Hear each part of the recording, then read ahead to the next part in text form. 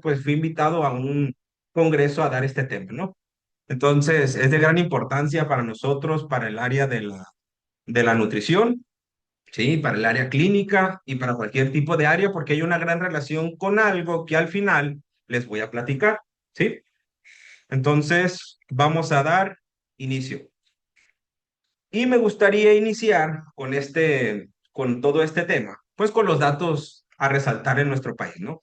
A ver, algo muy importante, en México las principales urgencias no solo comparten alta mortalidad, ¿verdad? Recordemos que la mortalidad, pues esa capacidad de la situación para morir. Pero realmente, en nuestro país, pues las urgencias comparten algo más. En este caso, estamos hablando que comparten un estado de estrés metabólico no controlado, ¿sí? Ustedes recuerdan en sus materias, en sus escuelas, en sus materias, toda esta situación del estrés metabólico, ¿sí? El estrés metabólico es cuando el paciente o en este caso el metabolismo pues está alterado, ¿sí? Recordemos que un estrés pues es un estado alterado de nuestro cuerpo, ¿vale? Y el día de hoy nos vamos a guiar en esta pequeña plática, en este pequeño webinar. El hilo conductor, o sea, lo que nos va a ir guiando en esta plática va a ser un caso clínico, ¿sí? Vamos a ir viendo paso a paso un caso clínico y vamos a ir platicando todo lo que está pasando en ese paciente. Recuerden que el tema es sobre el estrés metabólico en situaciones de urgencias, ¿verdad? A ver, nada más haciendo un poquito más de tiempo en lo que se siguen conectando los demás. ¿Alguien de aquí ha estado en urgencias en un hospital? ¿Alguien de aquí ha estado en urgencias en un hospital? En el área de urgencias. ¿Nadie? ¿No? Bueno, no pasa nada. Miren, como les comentaba, todo esto va a ir guiado con un caso clínico, ¿sale? Entonces, ¿cómo inicia toda esta situación para conectarlo con el tema? Vamos a imaginar ahí en la foto, si se alcanza a ver muy bien, estamos en Ensenada, ¿no? Son las 2:17 de la madrugada. Última pregunta. Los que van llegando, ¿me escuchan bien? ¿Me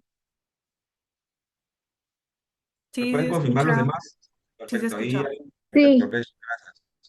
Muy bien, gracias.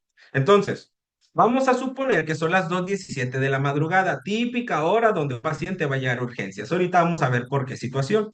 Ahora, llega una ambulancia, como podemos ver ahí en la imagen, a urgencias, a esta situación de urgencias. En este caso es un masculino de 34 años y es motociclista, entonces ya sabemos cuál fue la situación de este paciente. ¿Y cuál fue ese problema? Fue un accidente de tránsito de alta velocidad. Hasta el momento, ustedes pueden ver en la imagen que ese paciente pues trae varias situaciones, ¿verdad? Ese paciente podemos ver que probablemente trae ciertas afectaciones que a continuación pues vamos a analizar. De acuerdo al paramédico, le reporta a la situación o al equipo de urgencias que el paciente trae un traumatismo cráneoencefálico moderado. Ahí yo puse una pequeña imagen donde podemos ver el cráneo un poco afectado y con un estrés reflejando al paciente, ¿verdad? También nos dice que tiene una fractura de fémur bilateral, ¿sí? También tiene una contusión, tiene un daño en los pulmones y una laceración hepática. Hasta el momento, pues podemos ver que la situación del paciente pues es un poco caótica como llega a urgencias, ¿sí? Tensión arterial de 70-40, frecuencia cardíaca y está, algo muy importante, está en choque hemorrágico. Si llega el paciente a urgencia. Y ustedes van a decir, bueno, pero eso nosotros a qué? ¿Nosotros realmente podemos intervenir ahí o no? Pues es lo que vamos a ver a continuación, ¿verdad? Recordemos que estamos ante un paciente en choque hemorrágico, es decir, en otras palabras y en términos sencillos para nosotros, perdido una cantidad importante de sangre. Parte de eso, también esto provoca que su cuerpo no tenga suficiente cantidad o volumen para mantener una buena circulación, por lo que no está llegando suficiente oxígeno a los organismos, ¿sale? Hace poco en clase platicábamos con algún grupo sobre estas situaciones cuando una persona tiene una situación de estrés importante y es la típica parte de la película donde el paciente le pasa algo y no quieren que se duerma, ¿verdad? Que no se duerme el paciente, que no se duerme el paciente. ¿Por qué? Porque el paciente o el organismo no puede dejar de tener circulación sanguínea a los órganos porque sabemos que hay una afectación, ¿verdad? Este paciente, por la pérdida de sangre, pues tiene esta situación donde probablemente ciertos órganos no están recibiendo cierta cantidad de oxígeno. Por eso observamos presión baja. Este paciente por eso presenta frecuencia cardíaca elevada y conciencia disminuida, ¿verdad? Ahora, es un paciente, recordemos, inestable en una condición grave, ¿no? Que requiere atención rápida. Ahí vemos la situación del paciente en la imagen, ¿no? Ese paciente obviamente no ocupa que le pongan una pomada y se vaya a su casa, ¿verdad? Que requiere atención inmediata, ojo, para restablecerlo. Quiere decir que ese paciente no está bien. Hay que restablecerlo, ¿sí? Restablecer la circulación y evitar el daño en los órganos. Ahora, desde nuestra área, es importante que entendamos que el paciente, muy importante, ¿eh? En esta fase crítica donde la prioridad es estabilizar, ¿sí? Después nosotros entramos, ¿sí? Aquí nosotros no podemos hacer nada porque no es nuestra área. Si se dan cuenta, los que están encargados de esta situación son médicos, urgencias, enfermeras, entre otras cosas.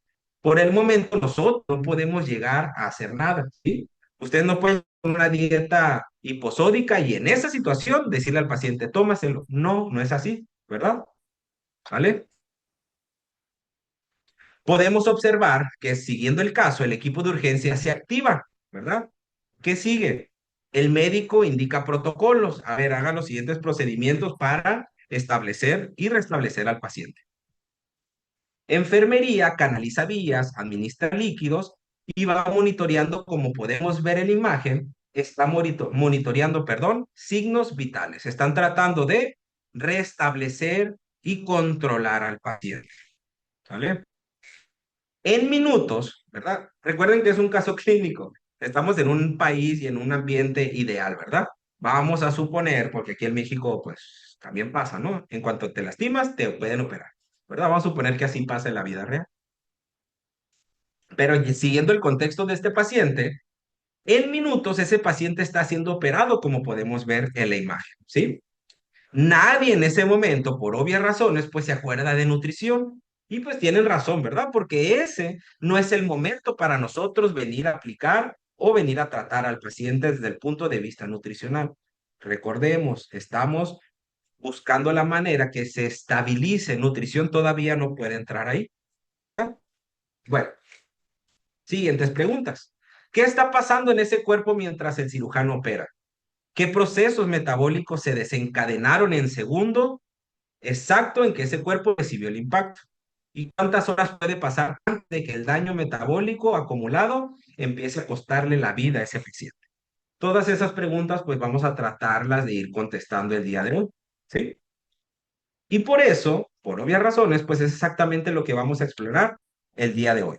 Vamos a explorar qué ocurre cuando el cuerpo humano enfrenta la crisis más intensa que puede enfrentar y de cómo la nutrición clínica especialmente, ojo, en el momento correcto y también muy importante con la evidencia correcta, puede ser la diferencia entre que ese paciente salga caminando o no salga.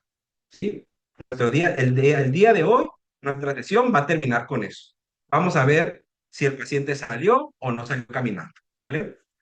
Y ahora sí, pues es un gusto tenerlos a todos aquí, a los 16 participantes, seguimos aceptando participantes. El día de hoy, pues estamos aquí para hablar un poco sobre el tema del soporte nutricional en estrés metabólico de urgencia. ¿Sale? Bienvenidos a todos. Saben que los comentarios ahí están por si tienen alguna duda. Y pues el día de hoy, yo sé que ya mañana tienen puente algunos y todo esto, pero pues unos minutitos más de información y conocimiento nunca queda de más. ¿Sí? ¿Me escuchan bien? Antes de ir, ¿me pueden confirmar? ¿Todo bien? Sí, se escucha. Perfecto, gracias. Entonces, ahora sí, recordemos, vamos a seguir un caso clínico, pero dentro de esos paréntesis grandes, pues vamos a ir platicando desde el punto de vista este, científico, desde el punto de vista nutricional, qué va pasando en toda esta situación, ¿sale? Entonces, todo empieza con la urgencia primero, ¿verdad? Lo primero es una urgencia. En este caso, la nutrición clínica, como acabamos de platicar en esta gran introducción que acabamos de tener de ese caso clínico, pues la nutrición no comienza en urgencias, no se puede, ¿verdad? Eso obviamente pues es un hecho, ¿sale? Ahora, y no por eso quiere decir que no sea importante, ¿sí? Ahora, esto es porque el paciente que llega en choque, vimos que trae vías aéreas comprometidas, trae sangrado, compresión arterial, incompatible con la vida, necesita primero ser rescatado de ese abismo hemodinámico, ¿verdad? Por eso les digo, ese paciente no va a llegar a urgencias, lo van a poner en cama y le van a decir, por favor, cómase este sándwich o cómase eso. No, en el momento el paciente no puede comer. La situación de estrés no le permite al paciente, ¿no? Primero hay que salvarle la vida a ese paciente.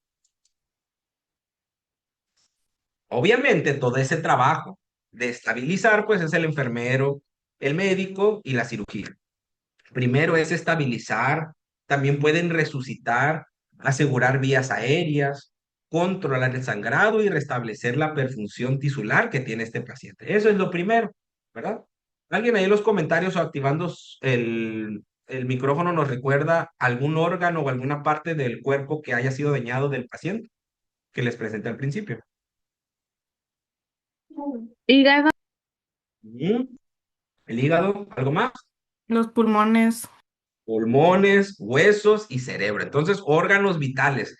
Por lo tanto, estabilizarlo va a ser lo primero. Vimos que ese paciente venía en un estado poco dinámico, o sea, como entre desmayado, entre dormido, entre despierto, ¿verdad?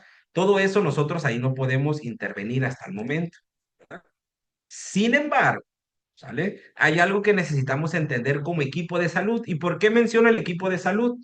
Porque repetimos, está enfermería, está cirugía, está medicina y estamos nosotros. Lo que ocurre en esas primeras horas sin nutrición define completamente lo que ese paciente va a enfrentar en los días siguientes. ¿A qué me refiero? El paciente es estabilizado y cuando es estabilizado y el nutrición no integra su protocolo, eso puede comprometer la vida del paciente. Y vamos a ver el por qué. Aquí nos está diciendo el texto, como pueden ver en la parte inferior, que cada hora que pasa sin soporte nutricional, y ahí está subrayado, ¿no? Después de la estabilización, es una hora en la que el cuerpo sigue destruyéndose, ¿verdad? Asimismo, sin que nadie lo detenga. ¿Alguien recuerda cómo se llama esa situación metabólica? Cuando el cuerpo se está destruyendo por el estrés que hay en este paciente. El catabolismo.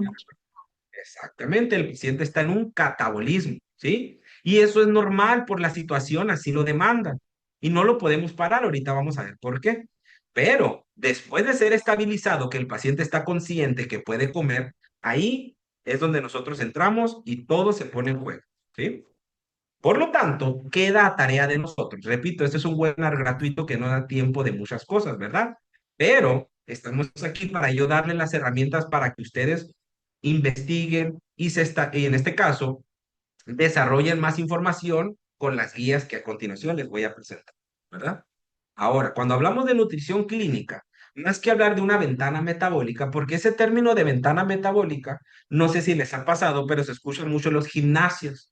Por ejemplo, yo cuando iba al gimnasio, cuando estaba en la, todavía bueno, pero cuando estaba en la universidad, yo entrenaba a veces con médicos, ¿sí? Y los médicos usaban ese término y nosotros también, porque en aquellos años, que obviamente no fue hace mucho, se usaba el término de la ventana metabólica. ¿Alguien de aquí ha escuchado que utilicen el término ventana metabólica?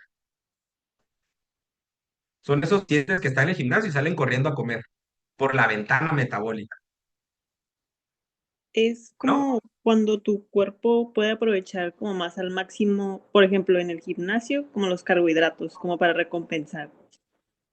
Eso es lo que... Exactamente. Ajá.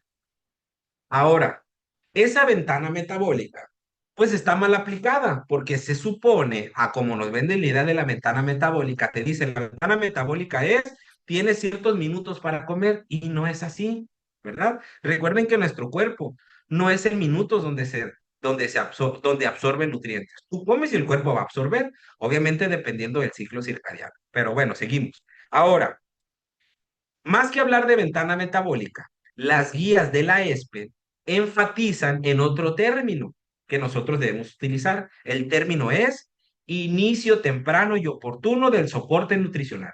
¿Sí? Eso es lo que tenemos que hacer, un inicio temprano y oportuno del soporte nutricional, especialmente en el paciente en estado crítico, ¿sí? Se refiere a que en las primeras 24 a 48 horas, y repetimos, después de ser estabilizado, es donde tenemos que aplicar la nutrición, cualquier tipo de nutrición y que el paciente pueda utilizar, ya sea la vía oral o parenteral. Principalmente la vía oral, ahorita vamos a ver por qué, ¿sí? Es en el que soporte nutricional tiene mayor impacto sobre ese desenlace clínico que hemos estado teniendo en estas situaciones, ¿sí? Nada más para mencionarlo, recordemos que las guías internacionales más actualizadas y que ustedes, por eso se los puse en la imagen de la derecha, porque así se meten y así están las guías, ¿sí? La ASPEN y la ESPEN. Y miren, aquí les puse, bueno, ahorita se los muestro, y nos repite, la ESPEN y la ASPEN nos repite en esa información que está ahí abajo. La nutrición enteral, o sea, utilizar el tubo digestivo, debe de iniciarse dentro de las primeras 48 o 24 a 48 horas después de que el paciente ya está estabilizado. Obviamente no puedo utilizar el término que ya está bien, ¿verdad? Pero que ya está estabilizado. Y ahí están, miren, se las puse así simple. Ustedes pueden entrar a ESPEN y esas guías así en PDF ustedes las descargan y pueden ir leyéndolas para saber qué especificaciones se ocupan para cada situación. Y nosotros debemos de basarnos en eso, no en TikTok, no en YouTube, no en WikiWix ni nada de eso, en estas guías ya establecidas, ¿verdad? Ahora, ¿qué también nos dice la ESPEN? No, no, nosotros no vamos a intervenir cuando el paciente se vea mejor, no. Nosotros no vamos a aplicar nutrición cuando el paciente ya esté más tranquilo, no es así. ¿Cuándo nos decía la ESPE? La ESPE nos dice en las primeras 24 a 48 horas, ¿sí? En este caso, la nutrición es una prescripción clínica con nivel de urgencia, no es un extra, eso es muy importante, ¿verdad? No, la nutrición cuando el paciente está estabilizado no es un extra, no es lo que se pide cuando ya todo está resuelto, no es así. La ESPE nos dice, nosotros tenemos que actuar en menos de un día que ese paciente ya está en su cama. Es parte del tratamiento desde el primer momento en que ese paciente, y se va a estar repitiendo constantemente esta palabra, ¿sí? Estabilizado. Volvamos a nuestro paciente. Miren, ahora, miren el paciente. Ya son las 4 de la... ¿Alguien se acuerda a qué horas entró el paciente llegó a urgencias? ¿Alguien se acuerda a qué hora llegó el paciente a urgencias? A En los las comentarios. 2:14. A las 2 de la mañana. Ya son las 4 de la mañana. Ya lo operaron. Ya está en la UCI. ¿Alguien sabe qué es la UCI?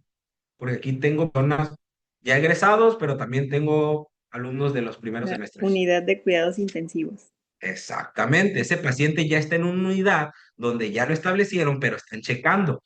¿Por qué? Porque está sedado, como podemos ver aquí en el texto, ¿verdad? Tiene una ventilación mecánica con sonda y con 3 vías periféricas. Sus signos vitales se estabilizaron, ya está estabilizado el paciente. El cirujano, en este caso, pues ya hizo su trabajo, ¿no? La enfermera está monitoreando. Ahora viene la siguiente pregunta. ¿Qué está pasando ahora en ese paciente? ¿Qué procesos metabólicos se están llevando a cabo mientras ese paciente que ustedes ven en la imagen está descansando aparentemente tranquilo en su cama de la UCI? Pues seguimos contestando las preguntas, ¿verdad? ¿Qué está pasando en ese organismo ahora? Ojo, ya no está, ya no viene en ese choque, ya está estabilizado. Ahora, ¿qué está pasando en ese organismo? Todo lo que está pasando es el cuerpo en crisis no espera, empieza a devorarse a sí mismo. Aquí viene lo complejo. Aquí viene esa situación. ¿Cuál es esa situación? Que ahorita vamos a ver. Para entender por qué la nutrición es tan crítica en el paciente grave, como es el tema del día de hoy, debemos de entender lo que está ocurriendo en ese organismo a 3 niveles: metabólico, hormonal y celular. Miren, en el momento exacto en que ese paciente recibió ese impacto en la motocicleta, el trauma, ¿verdad? Puede ser otros ejemplos podrían ser un trauma, una quemadura, una infección, ¿verdad? Severa, una cirugía mayor. Recuerden que el hipotálamo, como pueden ver en la imagen de su derecha, recibió la señal de alerta máxima y desencadenó una de las respuestas más poderosas que el cuerpo humano puede generar. ¿Cuál es esa respuesta? La respuesta neuroendocrina al estrés, ¿verdad? ¿Qué es esto? En cuestión de segundos, el organismo libera una cascada, como pueden ver en la imagen de su lado derecho, denominada por tres protagonistas principales. Es una cascada de hormonas: cortisol, adrenalina y el glucagón, ¿verdad? Estas tres hormonas tienen un objetivo: movilizar energía de manera inmediata para que el cuerpo pueda sobrevivir a la agresión, ¿sí? De ahí empieza esta situación de esa aceleración del gasto energético. Recordemos, típico paciente que entra al hospital, sale a los 2, 3, 4 días y bajó de peso. ¿Por qué? Por esta situación, ¿verdad?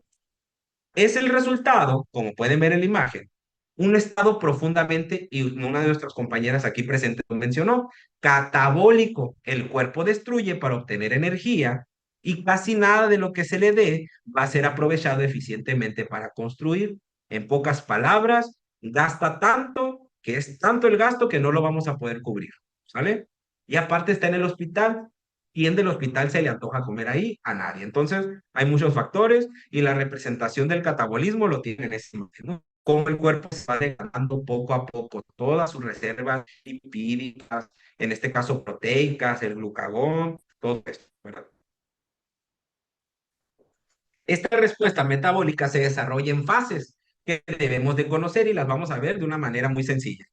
Primero, tenemos la fase EPB, o también conocida como hipometabolismo.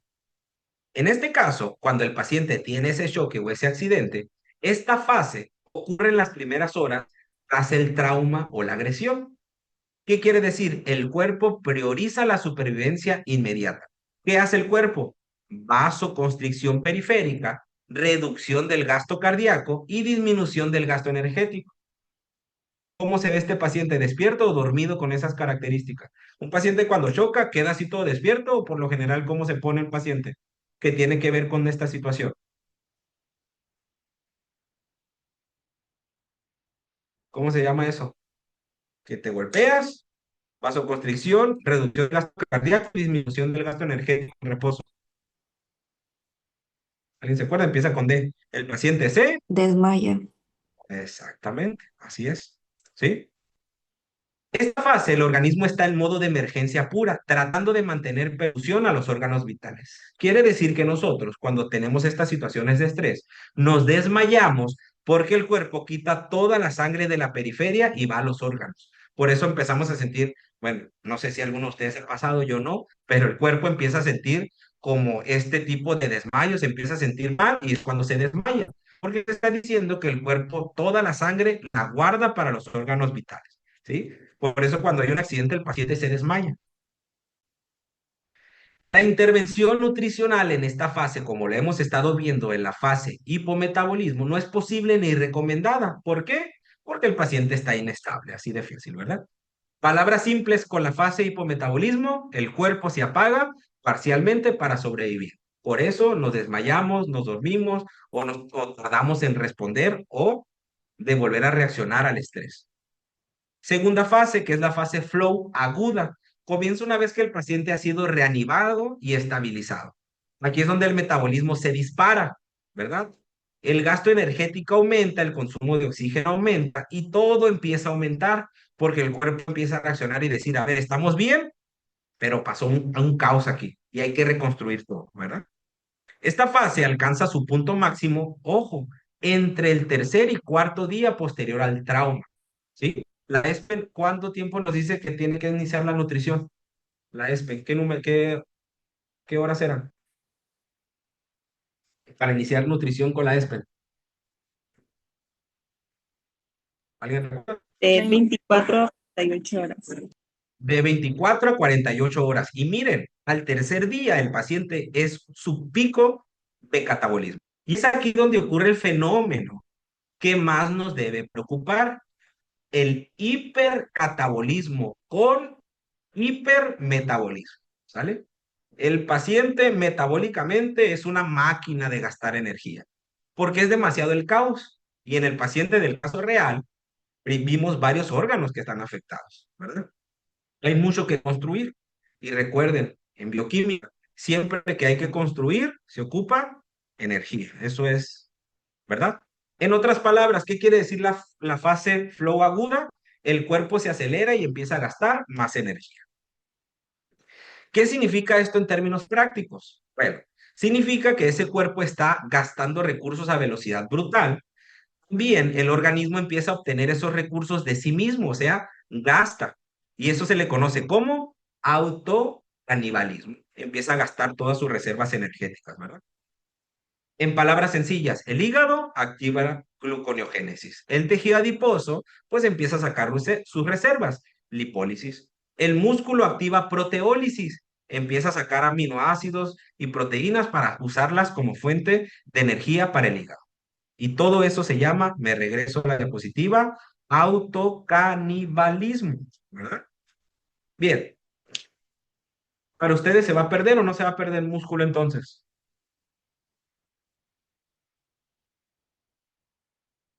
¿Qué dicen? ¿Se pierde o no se pierde el músculo entonces? Sí, ¿verdad? Ahí Perla nos dice que sí en los comentarios, exactamente. Pues sí, las cifras son alarmantes. Miren, se ha documentado que aproximadamente se pierde por día, cuando un paciente tiene esta situación, 200 gramos al día de músculo. En algunos estudios reportan que hasta el 70% de masa muscular se pierde en los pacientes en la UCI. ¿Sí? Y ahí está. Lo que un atleta construye en meses de entrenamiento, un paciente crítico lo pierde en días, ¿verdad? Y este músculo se pierde, que se pierde no es un problema estético o funcional. Realmente es proteína, recordemos, son proteínas que el sistema inmune ya no tiene. Son proteínas que el sistema respiratorio o el tejido respiratorio ya no tiene. Y todo esto se refleja que el paciente perdió la fuerza, ¿sí? Por eso va a ser más difícil que este paciente salga bien del hospital. Pero hay otro elemento que hace aún más complejo este escenario. Las citocinas inflamatorias, de una manera muy sencilla y rápida, ¿verdad? Cuando un paciente tiene un trauma, una infección muy importante, una cirugía mayor, pues empiezan a liberar cosas que inflaman y esas cosas o sustancias inflamatorias, pues son las interleucinas 6, las interleucinas 1 beta y el factor de necrosis tumoral alfa, ¿verdad? De una manera simple, estas moléculas son necesarias en un primer momento porque forman parte de esta respuesta defensiva del organismo. Ayudan. Recuerden, bueno, ustedes pongan en los comentarios. La inflamación es mala. O si quieren activar el micrófono, adelante. La inflamación es mala.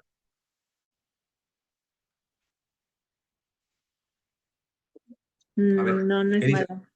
No, es una respuesta primitiva a situaciones de estrés. Es algo normal y que ocupamos. Cuando nuestro cuerpo se inflama, quiere decir que está trabajando y reconstruyendo tejido. Entonces, es buena la inflamación. El problema es cuando esa respuesta inflamatoria se descontrola y se mantiene de manera crónica.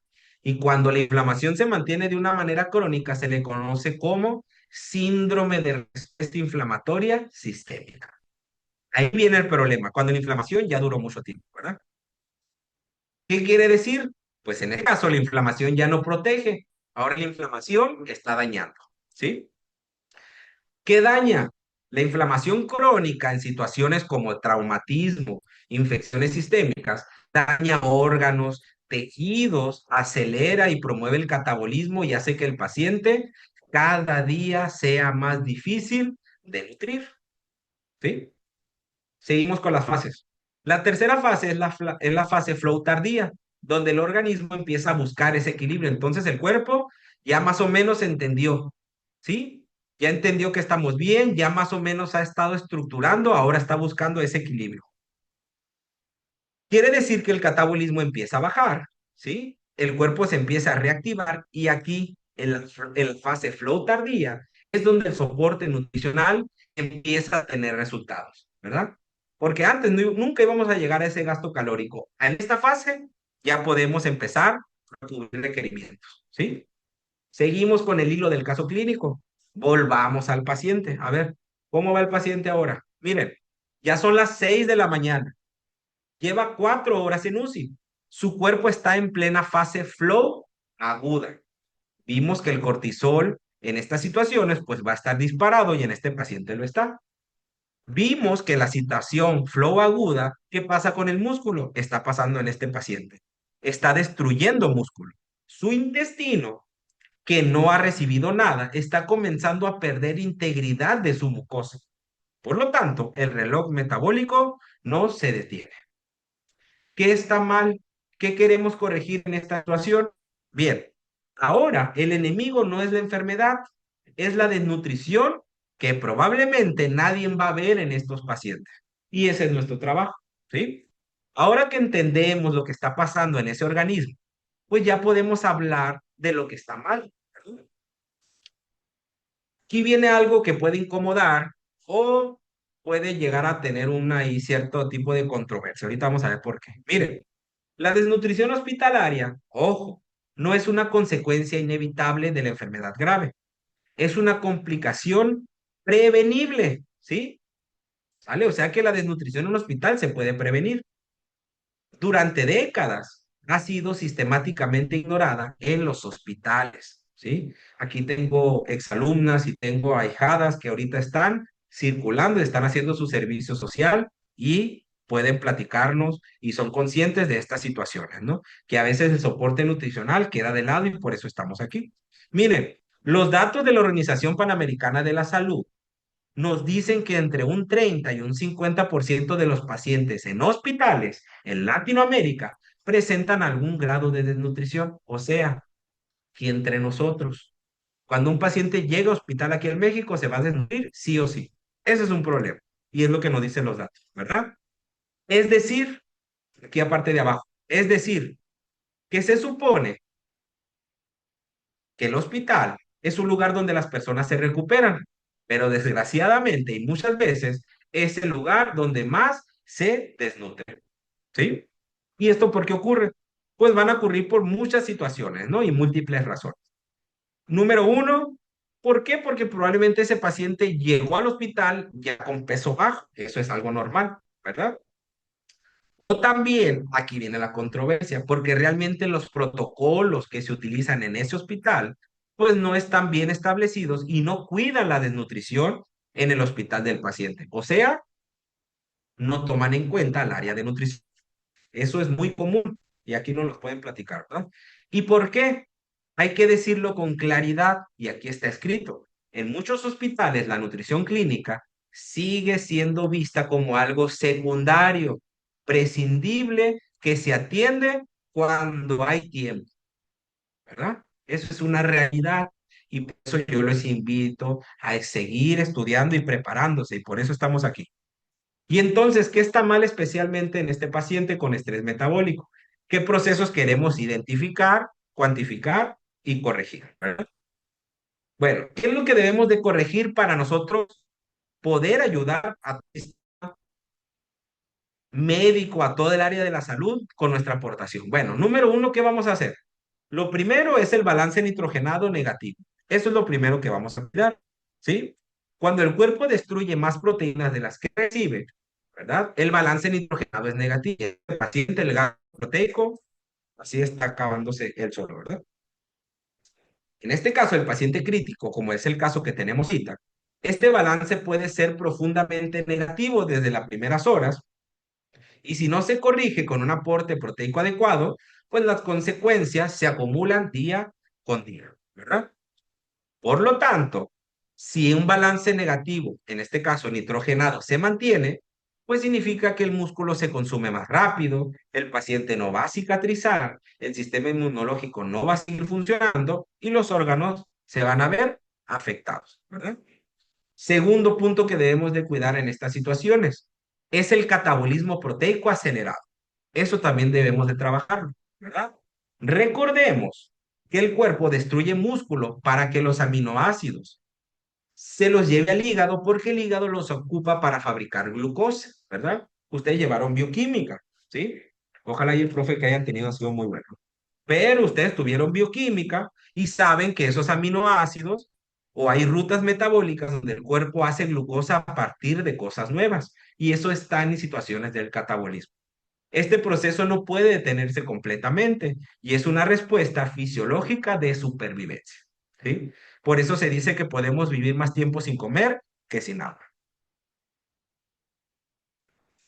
Pero sí puede atenuarse significativamente con un aporte adecuado y oportuno. Punto número 3 es la inmunosupresión por desnutrición. Recordemos que el sistema inmune depende de nutrientes específicos para funcionar, ¿verdad?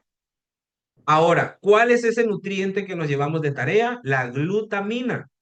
Es el principal combustible de linfocitos, macrófagos y neutrófilos, o sea, las células que combaten infecciones. Cuando el cuerpo está en catabolismo severo, este nutriente se agota porque el intestino y el sistema inmune compiten entre ellos, se lo gastan más rápido.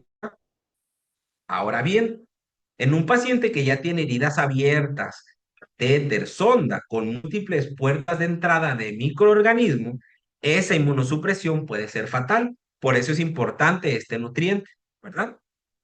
Después, el cuarto problema es la pérdida de la integridad de la mucosa intestinal. Ojo, más relevantes y menos conocidos fuera del área de la nutrición. Esa es nuestra área. Y en el área clínica médica no la contempla. La salud gastrointestinal en estas situaciones. ¿Sí? El organismo, en este caso, cuenta con este sistema intestinal, este sistema digestivo.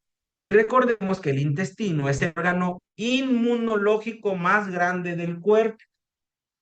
Y ustedes recuérdenme algo, cuando un órgano no se utiliza, ¿qué pasa con él? ¿Se ¿Qué está atrofia? cuando? Exactamente. Y si nunca inicia nutrición enteral, el intestino se atrofia. Y es el que va a ayudar al paciente a que no tenga problemas de infecciones, ¿verdad?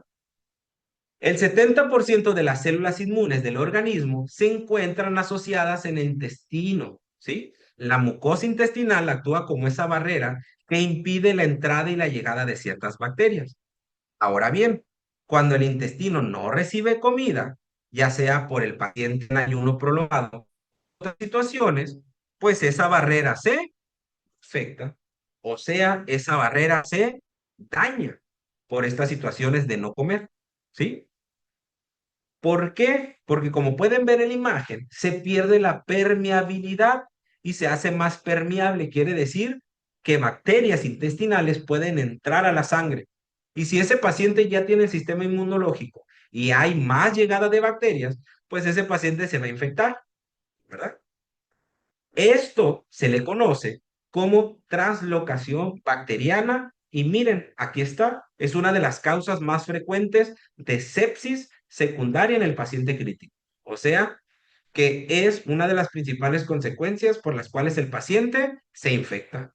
Todo por un problema gastrointestinal, todo por no utilizar el intestino.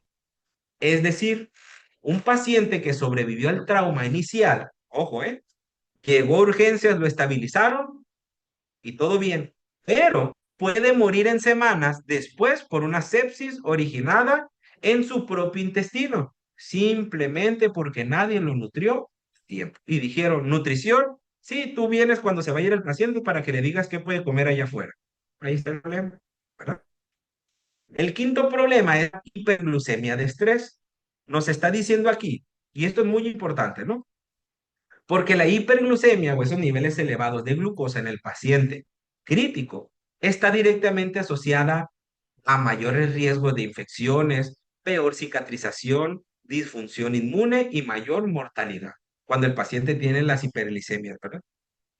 Miren, por ejemplo, aquí podemos ver en la revista de medicina de Nueva Inglaterra, demostró que estos pacientes en estrés es importante mantener una glicemia entre 140 y 180 miligramos por decilitro.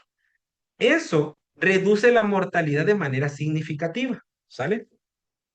Entonces, ¿qué queremos lograr con el soporte nutricional en el estrés metabólico? Queremos detener o atenuar el autocanibalismo. También queremos preservar la masa muscular que este paciente está destruyendo. Queremos mantener la función del sistema inmunológico. Queremos proteger la integridad del intestino. También queremos controlar la hiperglucemia. Queremos aportar todos los micronutrientes, ¿verdad? A ver, recuérdenme cuál era el nutriente importante para la salud inmunológica. que se relaciona con la salud gastrointestinal. ¿Cómo se llamaba ese nutriente? ¿Alguien se acuerda?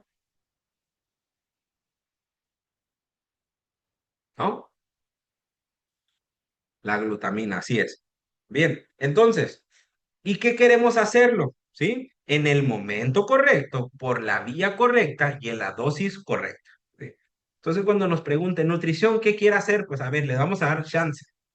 ¿Qué quieren hacer con el paciente? Pues le van a decir todo eso. ¿Vale? Si esperamos demasiado, las consecuencias son medibles y documentadas. Cada 24 horas vemos de retraso de inicio del soporte nutricional es mayor tiempo que el paciente exponga infecciones y a otras consecuencias. ¿Sí?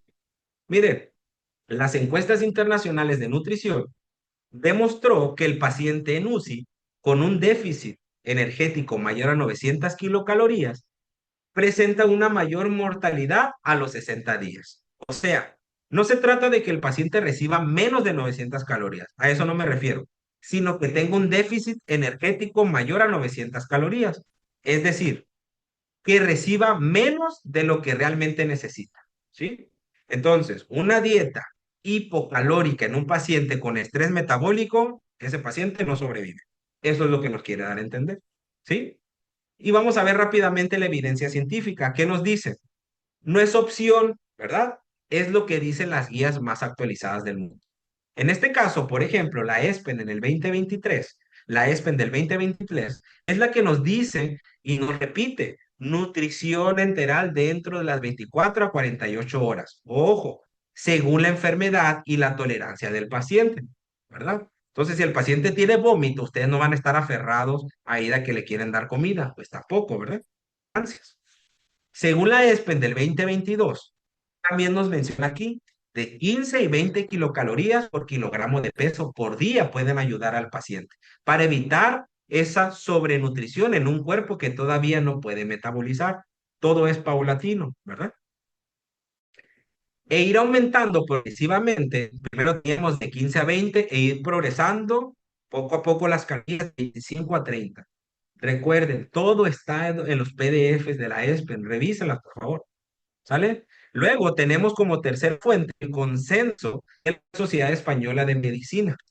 En esta, ustedes pueden entrar, ¿verdad? Y dar toda esta información y todos esos datos que utilizan. Por ejemplo, ellos mencionan que entre 1,2 y 2 gramos de proteína por kilogramo al día pueden ayudar, incluso aumentando hasta 2,5 gramos, ¿sí? Esto nada más como comentario. México también tiene estas bases de datos muy interesantes. Por ejemplo, ustedes pueden entrar a esta revista, al consenso multidisciplinario sobre terapia nutricional en el paciente quemado, y son datos aquí en México. Eso está muy interesante porque nos damos cuenta de la realidad en México y qué hacer en México. ¿Vale? Conclusiones, busquemos las fuentes y hay que leerlas. Hay muchas fuentes en las cuales nos podemos basar. ¿Vale? Y ya para ir cerrando todo esto, ¿cómo actuar o cómo actúa la nutrición para controlar todo este estrés, ¿verdad? La nutrición no alimenta. Recordemos que la nutrición va a modular, proteger y reconstruir. Ahora necesitamos entender, pues, realmente cómo actuar sobre ese caos metabólico desde el punto de vista de nutrición, ¿verdad? Ojo, no estamos hablando de saciar hambre, ni de cubrir necesidades básicas, ¿verdad? Estamos tratando de modular, regular, preservar y acelerando la recuperación. Esto quiere decir que cada nutriente que administramos tiene un mecanismo de acción específico, una dosis y un efecto. ¿Ah? En este caso, el primer mecanismo de acción es frenar el autocanibalismo a través del aporte proteico. Quiere decir que lo que primero tenemos que hacer es priorizar el aporte proteico en estos pacientes, ¿verdad? ¿Y de qué manera nosotros podemos establecer todo eso? Por las guías. Ya vimos, nos dice de 1,2 a 2 gramos por kilogramo, eso ayuda al paciente, ¿verdad? Si nosotros reestructuramos la masa muscular y la preservamos, pues va a haber una mayor recuperación, cicatrización del paciente. Aquí está otra vez, y recordándolo, ahí Nirvana nos los puso en los comentarios. El segundo mecanismo es la glutamina como aminoácido condicionalmente esencial en esta situación, ¿verdad? Recordemos que esta situación va a bajar los niveles de glutamina, ¿sabes? Si la glutamina se agota, estos tres mecanismos empiezan a fallar. La barrera del intestino, el sistema inmunológico y la cicatrización, ¿sí? Y de una manera muy sencilla. ¿Por qué es tan importante la glutamina? Porque ya lo platicamos, es el nutriente de principalmente las células que nos protegen, enterocitos, linfocitos y macrófagos, ¿verdad? Y ahí está, miren, la ESPEN recomienda la suplementación con glutamina entera a razón de 0,5 gramos por kilogramo por día durante 10 días consecutivos o hasta la cicatrización. Heridas mayores del 20% de superficie. Simplemente nos está diciendo, denle glutamina a estos pacientes porque independientemente del estrés, esa glutamina se está gastando, ¿sí? O de una manera muy sencilla, generalizándolo, pues dosis no inferiores a 20 gramos por día de glutamina, ¿verdad? Ahora, también tenemos los grasos omega 3. En este caso, estas emulsiones, como podemos ver aquí en la imagen, como podemos ver en el texto, las emulsiones lipídicas con ácidos omega 3 tienen un efecto muy importante, un efecto proinflamatorio, el omega 6, ¿sí? Pero en este caso, en cambio, las emulsiones enriquecidas con ácidos grasos omega 3 provenientes del aceite de pescado tienen propiedades antiinflamatorias demostradas. Estos pacientes ocupan omega 3 para su situación inflamatoria. Y recuerden que la inflamación que tiene este paciente es crónica. Y cuando una inflamación se vuelve crónica, se vuelve dañina por cuerpo, ¿verdad? Y esto puede contribuir al aporte de omega 3, como dice el texto, a modular esa respuesta inflamatoria y reducir el daño en el organismo secundario. ¿Vale? ¿Cuánto? Bueno, en pacientes con estrés metabólico, el uso de ácidos grasos omega 3, particularmente como ya sabemos, el EPA y el DHA, son en rangos de 1 a 2 gramos al día. Recordemos en el paciente con estrés metabólico, ¿verdad? Dentro de los últimos mecanismos a proteger, pues es la mucosa intestinal, ¿sí? ¿Y cuál es la manera más importante de cuidar la mucosa intestinal utilizando el intestino? Así de fácil, ¿sí? Utilizando la vía enteral. No es solo por costo, ¿sí? Hay que alimentar al paciente porque es fisiología intestinal, por la importancia que tiene el intestino. Y repito, ¿cómo cuidamos al intestino? Utilizándolo. Así de fácil. En urgencias, una vez estabilizado el paciente, no esperen a que tolere, por favor. Evalúen el intestino otra vez y comiencen nutrición enteral lo antes posible, ¿sí? Dentro de los últimos, como vimos, es cuidar estas hiperglicemias, ¿verdad? En este caso, si aportamos demasiada glucosa o usamos fórmulas inadecuadas, va a haber un problema serio en esta situación. ¿Qué debemos de hacer? Pues evitar el exceso de carbohidratos, priorizar estas fórmulas con menor carga glucémica. Todo, en este caso, es un detalle y es una intervención que impacta directamente al control metabólico, ¿sí? Hay que cuidar, por favor, las glicemias del paciente en estas situaciones.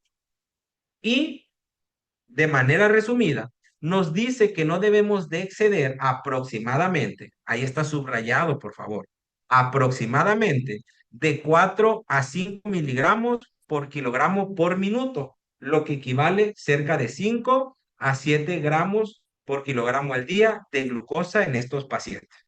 Luego irlo normalizando de acuerdo a las glicemias que nos va presentando, ¿sí?